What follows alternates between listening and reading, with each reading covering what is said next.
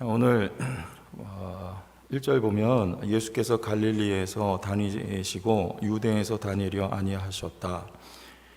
이런 말씀을 성경 요한은 하고 있습니다. 이유는 유대인들이 죽이려 했다는 거예요. 여기 갈릴리 유대, 우리 사진 하나 보고 이해를 돕고 가겠습니다. 그럼 많이 보신 사진일 수 있겠습니다. 어성경 읽어지네 공부하실 때 보셨죠? 맨 위에 지금 가운데 이렇게 물줄기가 있죠. 여기 요단강, 또 갈릴리, 호수, 요단강, 사해바다 이렇게 있고 그 왼쪽이 이스라엘 땅이거든요. 이스라엘 땅 맨 윗부분을 갈릴리라고 해요. 예수님이 주로 어디서 사역하셨다? 갈릴리. 예수님 고향이 어디다? 이 어려운 걸 쉽게 대답하시네. 갈릴리 나사렛이죠. 그래서 예수님 태어나서 자라신 곳에서 주로 사역을 하십니다. 말씀을 가르치고 또 기적을 일으키시고. 근데 그 갈릴리는요, 여러분 우리나라로 아주 촌구석이에요. 예수님이 그 촌에서 사역을 하시냐? 예수님 형제들의 불만이 거기 지금 있는 겁니다. 그 중간에 사마리아, 여기는 유대인들이 글로 지나다니질 않아요. 여기 이제 혼혈들이 살고 부정하다고 믿었기 때문에 요단 동편으로 이렇게 강 건너와서 유대로 이렇게 통과를 하죠. 예수님은 바로 한번 내려 올라가시고 통과하신 적이 있어요. 그래서 그 밑에 사마리아 밑에가 이제 유대예요. 예루살렘은 어디 있습니까? 갈릴리에 있어, 유대에 있어요? 너무 어려운 것도 다시. 자, 예루살렘은 갈릴리에 있어요? 유대에 있어요? 유대에 있어요. 다시 가르쳐 드렸어요. 어디 있다? 유대에 있어요. 근데 예수님께서 이 유대 땅에 있는 예루살렘에, 거기가 지금 말하자면 수도 아닙니까? 많은 사람들이 있어요. 근데 예수님 거기서 사역을 안 하시고 주로 이 유대 땅 예루살렘은 절기 때 가셨어요. 유월절. 그리고 오늘은 무슨 절입니까? 초막절. 이 초막절도 유대인의 큰 절기 가운데 하나라서 이 절기 때만 예루살렘에 가시고 잠깐 가셨다가 다시 갈릴리로 돌아와서 여기서 주로 일을 하셨어요. 지금 그 얘기를 하시는데, 근데 오늘 유대에 자주 가시지 않은 이유를 그 유대인들이 예수님을 죽이려고 하기 때문이다, 이렇게 얘기를 해요. 자, 그러면 예수님이 죽음이 무서워서 죽음을 피하시기 위해서 유대에 안 가신 것일까? 그렇지는 않은 것 같죠. 예수님이 죽음을 두려워하실 이유가 없습니다. 그게 아니라 오늘 말씀에도 나오지만 예수님은 자기의 실력을 아직 보여줄 때가 무엇이요? 때가 되질 않았기 때문에 아직 돌아가시면 안 돼요. 근데 유대인들은 잡아 죽이려고 한단 말이에요. 그래서 아직 때가 안 됐기 때문에 때를 기다리시기 위해서, 그래서 갈릴리에서 주로 은밀하게 사역을 많이 진행을 하셨다. 그 얘기가 지금 1절에 이렇게 말씀을 해요. 자, 근데 형제들이 이런 말을 합니다. 우리 3절. 3절 같이 한번 읽어보세요. 시작. 그 형제들이 예수께 이르되 당신이 행하는 일을 제자들도 보게 여기를 떠나 유대로 가소서. 자, 형제들은 불만입니다. 아니, 딱 보니까 예수가 형제임에도 불구하고 꽤 멋진 일들을 많이 하고 있어요. 병자들 고치고 귀신 쫓아내고, 그리고 그 입에서 가르치는 이야기를 들어보니까 이게 보통 실력은 아닌 것 같아요. 그러니까 형제들은 아니 왜 그러고 있냐, 왜 이 시골 촌구석에 왜 바뀌어서 왜 그러고 있냐, 그러지 말고 유대로 좀 가서 거기 제자들이 있으니까 그들에게 좀 당신을 나타내라, 드러내라, 이런 말을 하는 거예요. 여기 예루살렘에 있는 제자들, 이 누굴까요? 정체가 예루살렘에 다른 제자 그룹이 있었다. 첫 번째. 두 번째, 지난 6장에 예수님 오병이어의 기적 이후에 예수님의 설교를 듣고 실망하여 떠난 무리들을 여기 지금 제자들이라고 보고 있다. 이 둘 다 아니에요. 그렇지 않고 여기 이 예루살렘에 있는 제자들이란 그냥 불특정 다수를 말하는 거예요. 모두에게. 많은 사람들이 거기 살고 있으니 그 많은 사람들에게 당신을 좀 나타내라. 나타내라는 말은 무슨 뜻이 있습니까? 유명해져라, 그 말이에요. 유명해져라. 그 덕에 누구도 좀 덕보게, 형제니까 우리도 형제니까 당신이 유명해지면 돈도 따라오고, 맞죠? 여러분 왜 유명해지려고 해요? 돈이 따라오니까. 그리고 또 심지어는 권력도 가질 수가 있거든요. 그러니까 그것을 노리고 형제들은 지금 불만을 이야기하고 예수에게 재촉을 하는 거예요. 가서 그렇게 하라. 성경은 뭐라 해요? 5절에 보니까 이는 그 형제들까지도 예수를 믿지 않았기 때문이다, 이렇게 말해요. 예수가 누군지도 모르고 예수를 믿지 않았다. 자, 여기서 여러분 이 유명해지는 이야기, 여러분 세상에 유명해지기 싫어하는 사람이 어디 있습니까? 우리는 이 공동체 안에서도 좀 그렇지 않아요, 여러분? 내가 좀 이렇게 알려지기를 원하는 마음이 있지 않나요? 사람들에게 인정을 좀 받고 싶고, 그리고 내가 하는 일이 좀 드러나고 싶은 유혹이 우리에게 얼마든지 있을 수 있거든요. 지금 여기 예수님에게 그것을 요구하는 거예요.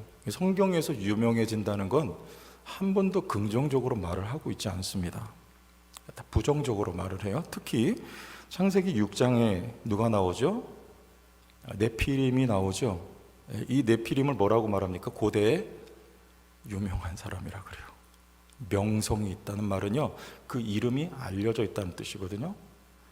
근데 창세기 6장은 이 네피림을 긍정하지 않아요. 부정, 잘못된 거라고 말해요. 유명해요, 세상에서. 여러분, 천사는 자신을 어떻게 높입니까? 자기의 정체를 드러내지 않고 광명한 천사로 자기를 세상에 드러내요.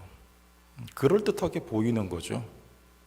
왜? 자신이 추앙받기 위한 거예요.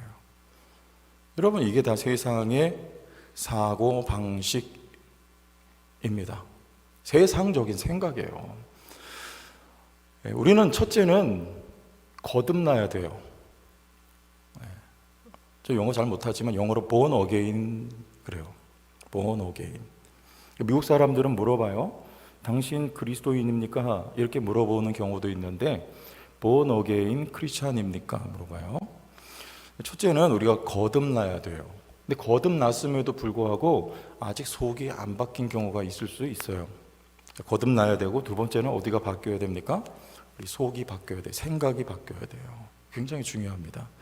교회에 출석을 부지런히 하지만 아직 안 바뀌면 생각은 여전히 세상 생각 가지고 살아가요.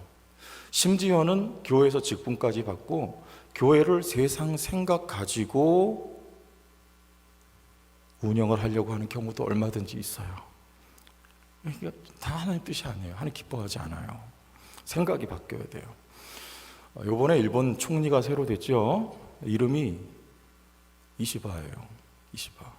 굉장히 좋은 사람 같아요. 이름도 이씨인 것 같아요. 이시바. 네, 이시바.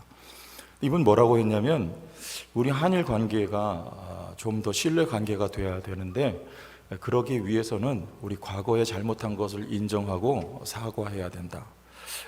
여러분, 이거 굉장한 이야기거든요. 앞에 있었던 총리 가운데 어느 누구도 이런 말을 한 사람이 있다 없다? 없어요. 대단한 말을 한 거예요.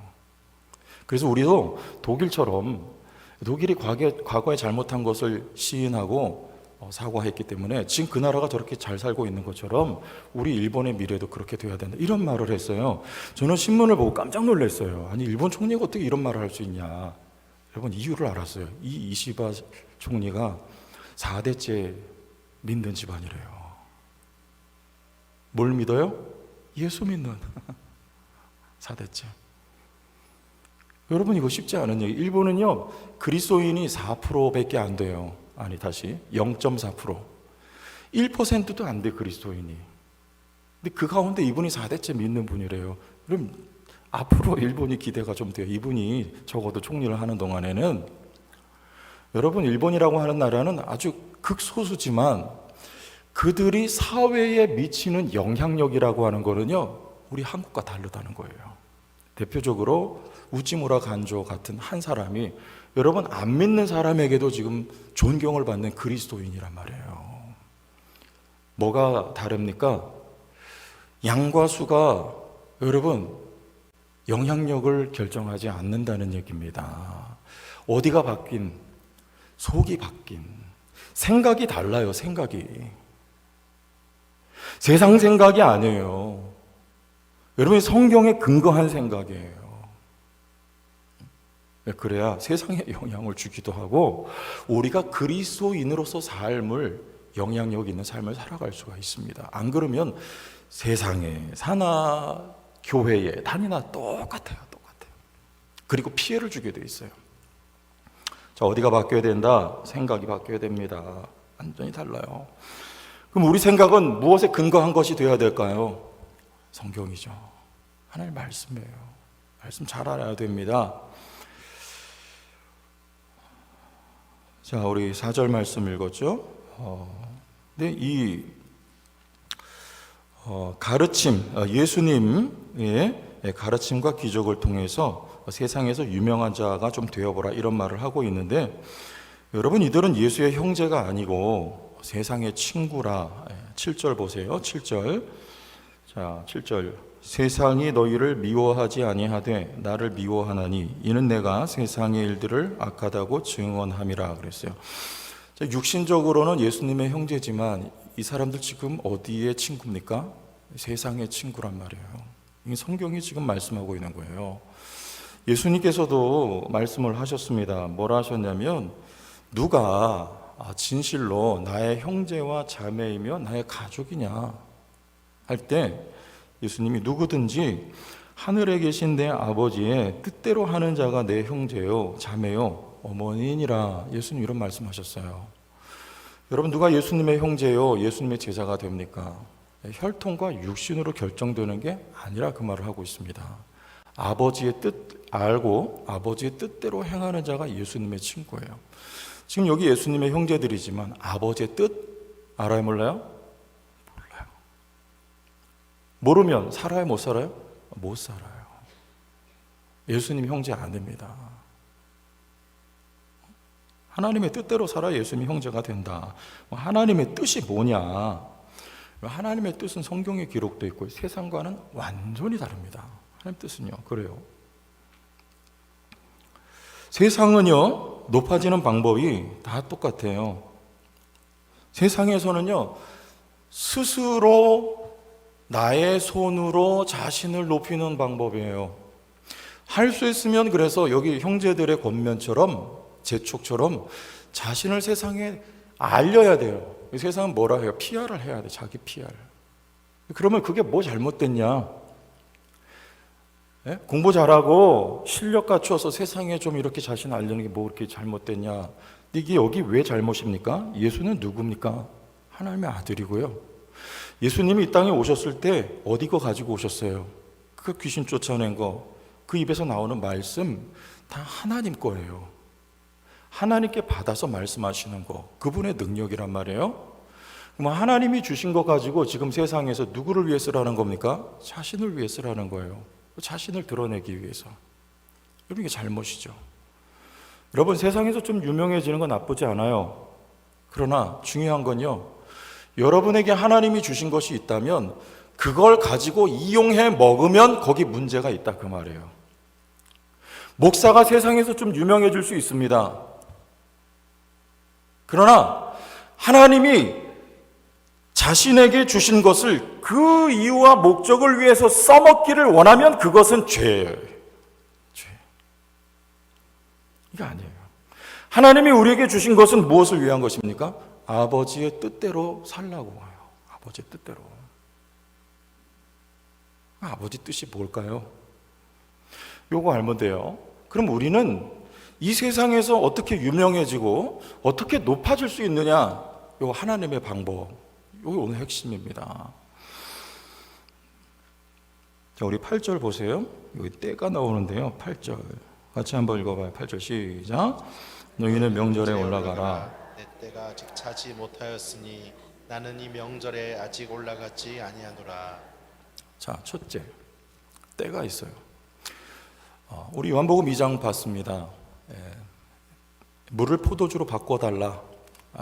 그때 그 포도주가 떨어진 그 사태를 해결해 달라고 어머니 마리아가 아들 예수에게 요청을 해요.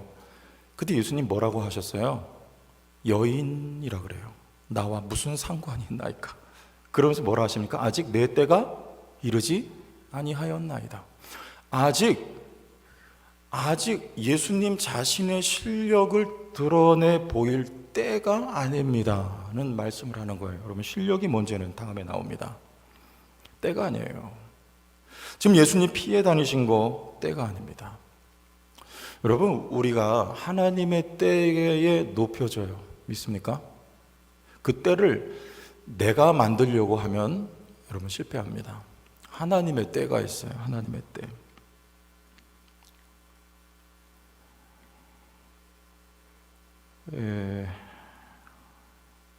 이번에 우리 지난 주일날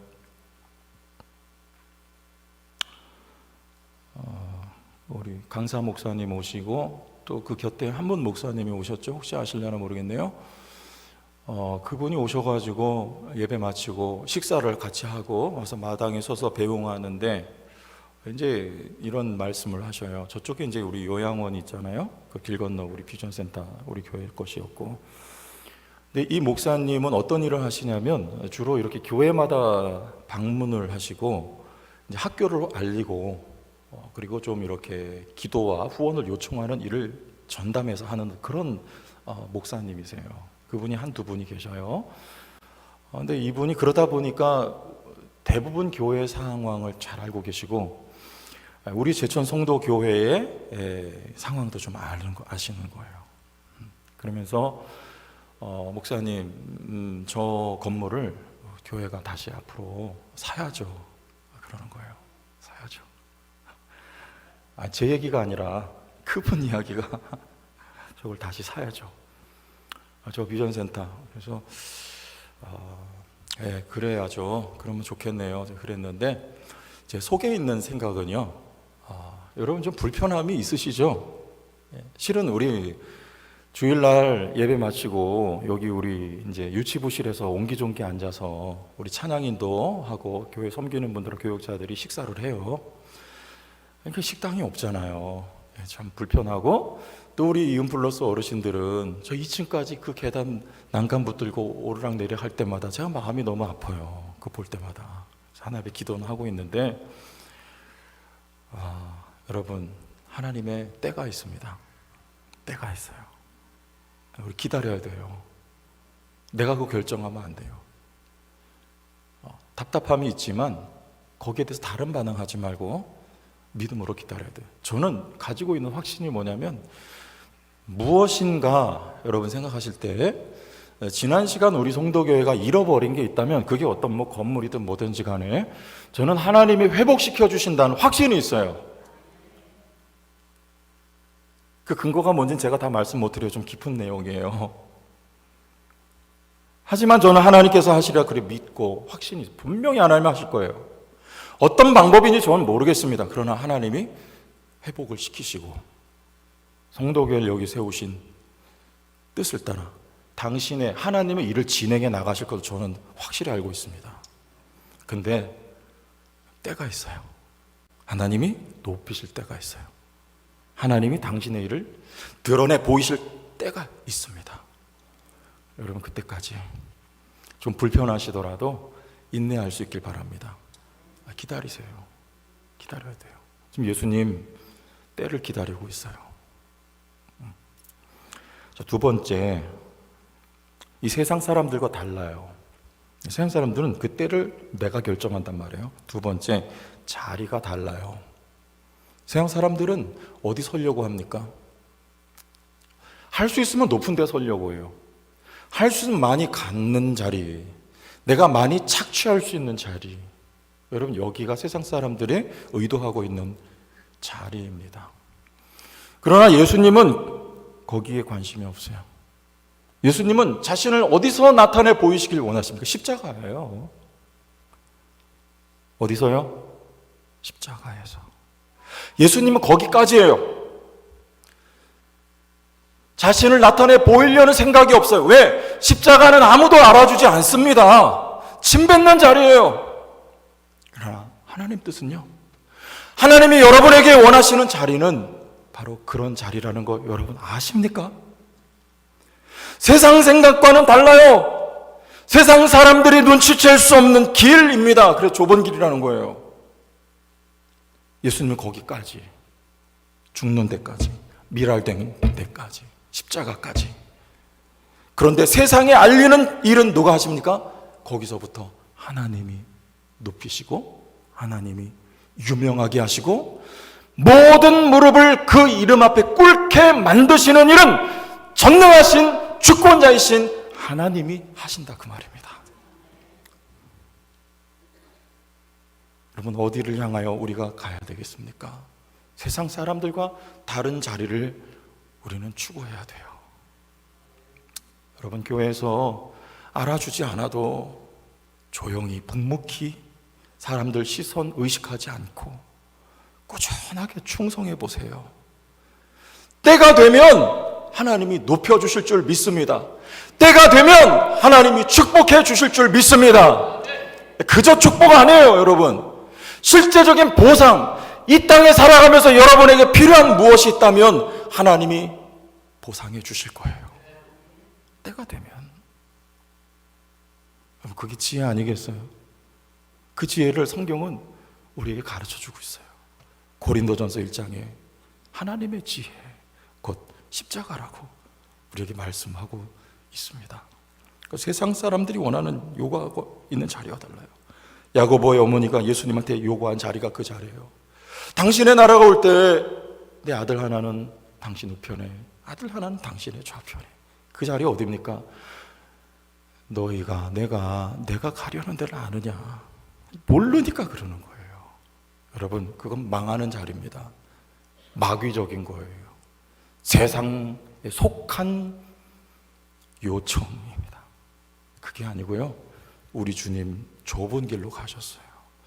여러분, 예수의 제자가 되시고 참된 예수의 형제들 자매들이 되시길 축복합니다. 하나님의 뜻 뭐예요? 여기에요. 하나님이 원하시는 자리가 있습니다. 또 한 가지 있습니다. 하나님의 손에 의해서, 이미 나왔지만 하나님의 때에 하나님이 원하시는 자리에 우리가 머물러 있을 뿐 아니라 죽기까지 거기서 여러분 충성할 때 하나님의 손이 일해요. 하나님의 손이 여러분을 높인단 말이에요. 그때 하나님이 높이면 어느 누구도 거기서 끌어내릴 수 없어요. 하나님이 높이면 어느 누구도 손가락질할 수 없고 하나님이 높이면 어느 누구도 대항할 수가 없습니다. 왜? 하나님이 하신 일이기 때문에 그래요. 지금 중동에서 전쟁하고 있는데요, 여러분, 누가 이길까요? 이스라엘은요, 하나의 작은 나라지만 지금 중동에 여러 나라와 전쟁을 벌이고 있는데요, 참 대단한 나라예요. 누가 이길까요?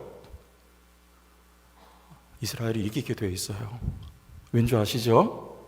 여러분, 미국의 거대 자본은요, 다 유대인들이 가지고 있어요. 지금 미국이, 이 이스라엘이 이렇게 무모하게 전쟁하는 거 원하지 않습니다. 하지만 도와주지 않을 수가 없어요. 그런 관계가 있기 때문에 그래요.